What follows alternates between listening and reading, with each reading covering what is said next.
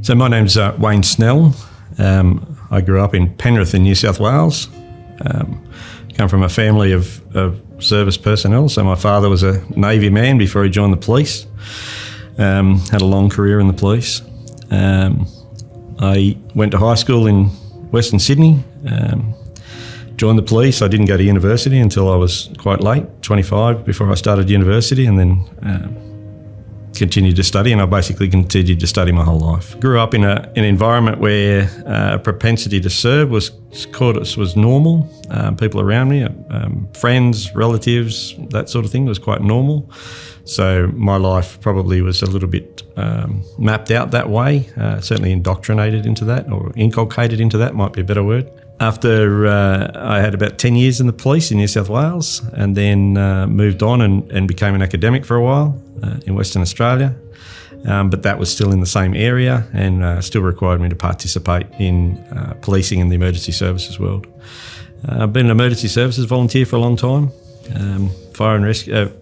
rural fire service and the New South Wales SES. And participated in a number of events, major weather events, major activities around the place over the years. In my life, I've travelled quite a bit and been deployed in various roles around the place, nationally and internationally for various events. I had the pleasure of working on the Commonwealth Games in Queensland as the emergency services representative there for the rest of Australia, outside of Queensland, which was good. But also having served overseas in a number of locations overseas, through the Middle East, in Asia, and a little bit in the Pacific, in various roles. My last role, prior to coming to the Australian Civil Military Centre, where I'm working now, was as the Director of Police and Emergency Services for NATO in Afghanistan. So my primary function there was to be an advisor to the Ministry of the Interior. So that included the Minister, the Deputy Minister for Security, who was notionally the Commissioner of Police, and try and build a police and emergency services capability that would survive beyond the work that NATO had done up to that point in that country, having been there for a long time. Along the way, I've learnt lots of things, lots of mistakes being made along the way also, but a couple of things probably that I picked up that have stuck with me and I try and share with others is that whenever we deploy offshore and whenever we are trying to influence other countries and support those countries, support their humanitarian response or support nation building or capacity building in those countries, to understand what Australia's national interest is and the reason why we're there, and understand that the decisions that we make that are potentially in our interest may not be in the interests of those people that we're supporting, or that the decisions that we make to support people in those countries may not necessarily be in Australia's national interest. So we need to understand both. As I've also tripped around the world, I've seen lots and lots of good and bad practice from Australians and other like-minded countries over the years. Some of which we're living out now, of course, in our country, unfortunately, with some of the things that happened in Afghanistan and some of the things that we've seen in some of the other countries. I think one of the things about Australians, and one of the things that I've taken forward in my life is the idea that we give everybody a fair go when we do these things. So deploying into a country like Afghanistan, which had a long history of violence and had a long history of challenges and challenges economically, challenges socially, challenges religiously, because despite the fact that it's a Muslim country, there is ethnic diversity and religious diversity in the country.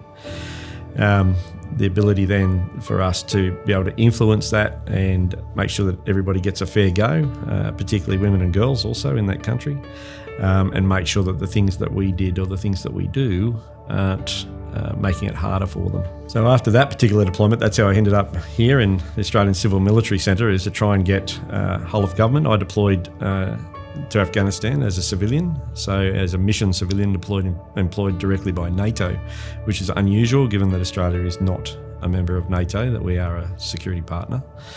But because of our contributions and because of our close relationship with NATO, that's how that came about. There were very few Australians there in these roles. There was only one other whilst I was there who was deployed as a NATO person, and they were in a non-operational role. My role was operational. I was outside the wire every other day, and placed me in the field, placed me into the general populace from time to time. Quite a bit of travel around the country. The other activities that we undertook there were also about being able to demonstrate to Australia and the other like-minded countries that the contribution that had been made to Afghanistan as a nation in terms of its treasure, our treasure and our blood, that there was going to be a result that would be favourable to the people of Afghanistan and acceptable to the people of the countries that had made contributions there. And I think that's a bit of a challenge for us, given how fast the country collapsed upon NATO's final decision and the American final decision to withdraw, and how quickly the country actually collapsed. Part of the challenge of that was that we could see that coming, and that during the time that I was there for 2 years, which is a fairly lengthy period for most deployments. Most deployments were 6 months or 12 months, 2 years there.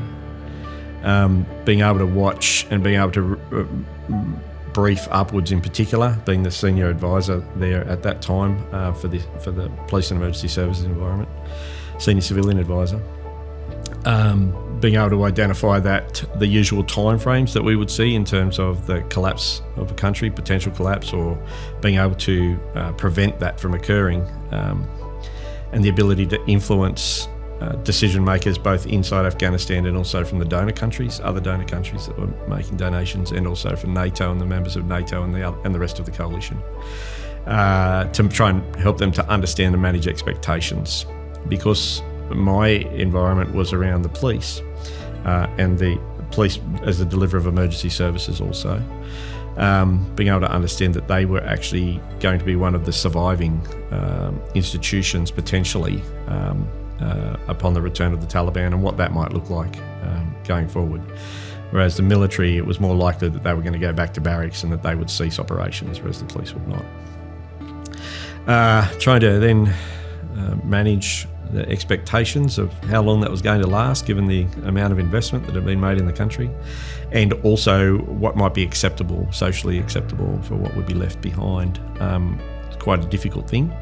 And quite difficult to explain to people when we came out about what we had done and what we could say success actually looked like for that period of time, and then what led to the transition. Also, during my life, I've had the opportunity to work in a number of countries which have been through serious social and violent upheaval, and had the opportunity to help in a balanced way, and probably as we go through the years, of course, we learn how to do it better. It's a more socially acceptable way for the country that we're trying to help. Again, in Australia's national interest, doing these things, being able to build their capacity and capability, so that ultimately everybody gets a fair go, and everybody has the opportunity to live a life that might be a little better potentially than before any sort of support had been provided by me or by my colleagues, which is quite important, I think, to us as a country. I think also that over the years where Australia has been and where we've made our contributions, particularly in our near region, we've made quite an impact in our near region.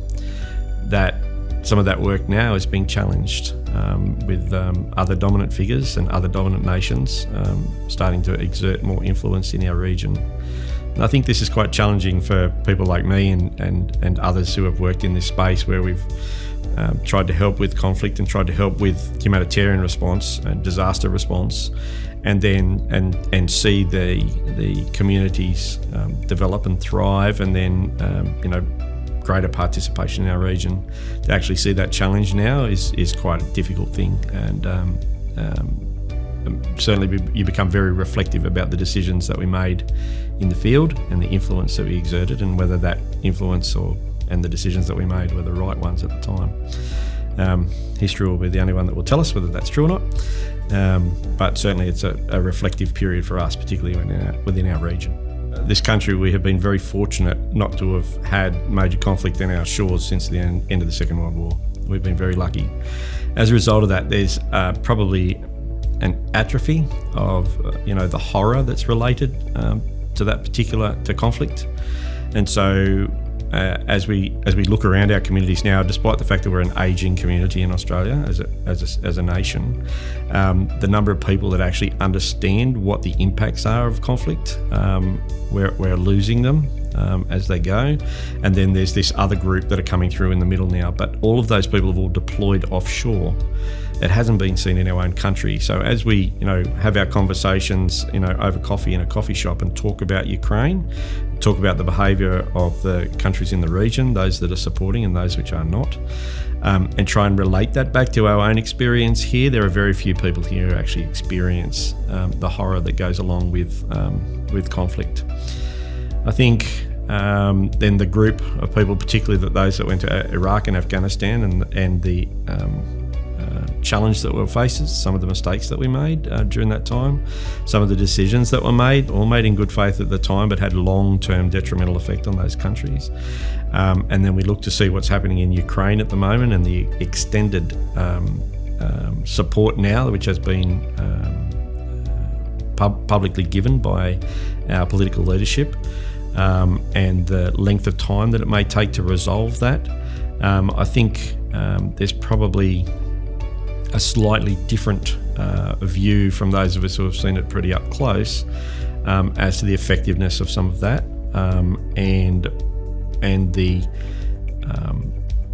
the follow-on effects following the conflict, what's actually going to be required after that, and what Australia's national interest might be in that, particularly with a country like Ukraine, which, similarly to Afghanistan, whilst in different regions of the world, they're a long way from our direct region. They're a long way from the Pacific or the near Indian or the near or Southeast Asia. So I think that there's probably some challenges there. Yeah, I think when we look at great power competition around the world, and when we look back through history, large countries, influential, powerful countries come and go, and their level of influence and their level of authority, shall we say, particularly outside of their own shores, comes and goes through history, and we've seen that. I think China's rise as a superpower has probably been more rapid than some of the other ones. That's a personal view. And that as a result of that, potentially there was a little bit of complacency in terms of what that competition may look like and how fast that competition has come on. As a result of that then, when there's a level of uncertainty and unpredictability, particularly with how fast it's accelerated, that there is some trepidation then about what the intent might be. I think some of it is unstoppable because that is the way that our world has operated, in the civilised world has operated in, that we've had great power competition and we've had great powers come and go over the years, and that potentially this is China's turn to a certain extent. Having said that, the way in which we respond and we act needs to be quite targeted and quite nuanced. I don't think anybody supports the idea that we want to see a significant conflict in our region in any shape or form, not only because of the impact that it would have directly on us, but the impact that it would actually have on our future generations in this country and the future generations in our region. I think also the development of the type of weaponry and those sorts of things, the effectiveness that we currently have, and the effectiveness of all of the different tools of waging conflict nowadays are much more efficient, much more effective, and are not necessarily just linked to the kinetic outcomes that we see. The competition in things like cyberspace, in infrastructure, critical infrastructure interference, those sorts of things, and the effect that can have can be absolutely as effective as damaging critical infrastructure through kinetic action. I think it also raises some challenges for us about the role of our organisations going forward. What's the role of our Department of Foreign Affairs and Trade? What's the role of our police? What is the role of our military? What is the role of our political leaders in multilateral engagements and how that's going to play out in our region? And I think that some of the challenges that we saw with the great power competition in Europe, where we saw proxies being used for certain types of behaviour, and the same as what we're seeing in the Ukraine, that type of challenge for us is probably something we haven't seen in our region for a long time, and that's certainly a challenge for us, particularly where we have countries which are potentially like-minded, potentially to China and its ambitions in the region, or countries that might align themselves with the US and the Western world. And then we've got another group of countries, of course, who don't want to be forced into making a decision or don't want to be forced to choose because they see themselves as being neutral in any form of great power competition. I think that's one of the challenges for us all to understand and be able to navigate our way through. So the one thing for me, having come from an investigative sort of background and that sort of thing, is probably Australia's misunderstanding of corruption and the effect that corruption has around the place. We build capability, and we build our alliances, we build our strategy, shall we say, on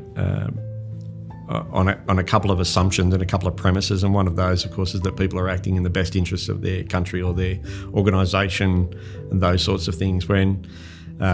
And trying to project that onto other countries, I think, is probably one of the main things that I've learned over the years, and one of the things that I certainly take forward with me, and that the level of acceptance of the types of corruption that would not be acceptable in Australia but are clearly acceptable in other countries, and are not seen as corruption. They're just simply seen as the way that life is done, and that there is a cost to be paid and those sorts of things. But that was one of the challenges that we faced. We had terminology that's been used by the Western world for some time now of being reliable partners. So when we have a reliable partner in the field, but the definition that we use for a reliable partner, unfortunately, has morphed into somebody who undertakes actions and activities which are in line with or furtherance of our intent or our mission and our goals. And that some of the other things that take place along the way are discarded simply because some of the behaviour which is clearly unacceptable is more accepted in that space because they are doing things which are in furtherance of our goals and our intent.